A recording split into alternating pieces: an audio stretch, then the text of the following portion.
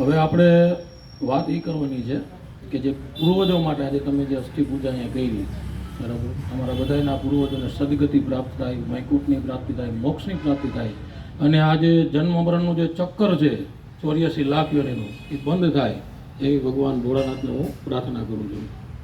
પણ જ્યારે આપણે ઉત્તર ક્રિયાની વિધિ કરતા હોય ત્યારે બ્રાહ્મણ એમ કહે કે તમે આની પાછળ એકાદશીનું નિયમ લ્યો કે ભાઈ આ 11 રહીશ, લીલું નાખીશ, ચકલાને ચણ નાખીશ, દાન પણ કરવાનો સંકલ્પ કરાવતા હોય ને આપણી પાસે, તો તમે એની પાછળ 11 રહ્યો છો, સંકલ્પ કર્યો હું 11 રહીશ, પણ એ 11નું પુણ્ય એ તમારા પૂર્વજો સુધી પહોંચે છે એ તમને ખ્યાલ આવે છે?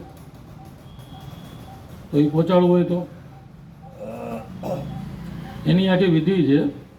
તમે 11 રહ્યો, બરાબર, સવારથી સાંજ સુધી તમે આખો દિવસ ઉપવાસ કરો કે એકટાણું કરો કે ફરાળ કરો, આખો દિવસ નારાયણનું નામ લ્યો. અત્યારે તો એવું થઈ ગયું એકાદશી રહે છે પણ હુમલા મોઢે સૂકી ભાજી ખાઈ જાય, પછી એમથી 11 રહ્યા તો એ પહોંચે નહીં.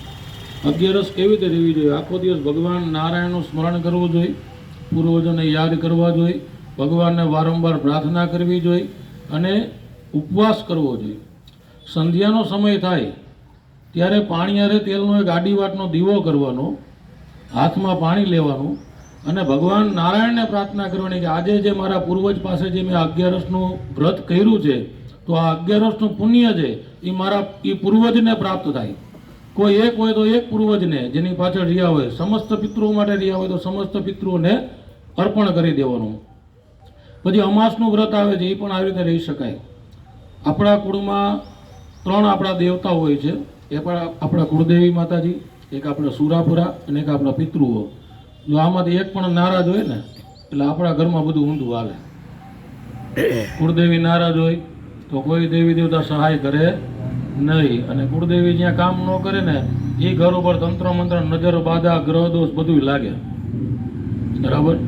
અને જ્યાં કુળદેવી નારાજ હોય, હવે તમે કુળદેવી તમારા કામ નથી કરતા, તમે પિતૃ કાર્ય કરી રાખો કે પ્રેત કાર્ય કરો કે નારાયણ બલિ કરો કે ત્રિપિંડી શ્રાદ્ધ કરો, કાંઈ પણ કરો, તો માતાજી જ્યાં ન હોય ને એકે પૂર્વજો હાજર થાય નહીં, કે એને સદગતિની પ્રાપ્તિ થતી નથી. એટલે પ્રથમ જે કુળદેવી જે મેન છે, જે આપણી જેમ જનેતા હોય છે, બરાબર, જેમ એના વગર જન્મ ન થાય એમ કુળનો જન્મ એ કુળદેવી વગર થાય નહીં. તો એ કુળદેવીનું પ્રાધાન્ય મહત્વનું છે. એટલે વર્ષમાં 1 વાર અથવા 2 વાર, નજીકમાં હોય તો 4-5 વાર માતાજીએ દર્શન કરવા જવું જોઈએ. ઘણા એમ કે અમે ગાડી લઈને જઈએ, બરાબર, ફેમિલી સાથે જતા હોય તો ઘણા એમને નીકળી જતા હોય. હવે તમારે, અને ઘણાને અકસ્માત થતો હોય છે, નાની મોટી ઈજા થતી હોય છે, દવાખાનું આવતું હોય છે, આવું કાંઈ ન થાય એવું કરવું હોય તો ઘરેથી નીકળો ને ત્યારે માતાજી સામે બેસી અને માને કહેવાનું કે માં અમે પરિવાર સાથે અહીંયા જાય છીએ, આ વાહન લઈને જાય છીએ અને અહીંયા દર્શન કરવા જાય છીએ કે અહીંયા ફરવા જાય છીએ, અમે એમ કેમ પાછા આવજો એટલે તારા આવીને 2 દીવા કરશું. શું કહેવાનું? ખાલી 2 દીવા માનવાના, બીજું કાંઈ જાજુ નહીં કે હાલીને આવશો, નારિયેલ વધેરશું ને આ કરશું, એવું કાંઈ જાજુ જોતું નથી. તમે એમ કહો ને આવીને 2 દીવા કરશું એટલે માતાજી તમે નીકળો ત્યારથી ઘરે આવો ને ત્યાં સુધી તમારી રક્ષા કરે, તમારો વાળે વાકો થવા દે નહીં. આ મારા જીવનનો અનુભવ છે ને કેટલાય અનુભવ કરાવેલા છે એટલે કહું છું. એટલે માતાજીને મોર કરવાના, એને હંમેશા આગળ રાખીને કોઈ પણ કાર્ય કરો. ઘરેથી નીકળો ત્યારે તમારા મા બાપ જીવતા હોય તો એને પગે લાગીને નહીં કરવાનું, તમારા કુળદેવી માતાજીને પગે લાગીને નહીં કરવાનું, અને જ્યારે ઘરના ઉંમરે ઊભા હોય, ઘરની બહાર નીકળવા ટાણે ત્યારે ગણપતિ મહારાજનું સ્મરણ કરી અને નીકળવાનું. વક્રતુંડ મહાકાય સૂર્યકોટિ સમપ્રભમ નિર્વિઘ્નમ કુરુ મે દેવ સર્વ કાર્યેષુ સર્વદા. આ 3 વાર મંત્ર બોલીને જમણો પગ બહાર કરી અને પછી નીકળી જાઓ. તમારા કોઈ કાર્ય બગડે તો મને કહેજો, બધાય કાર્ય તમારા સિદ્ધ થાય.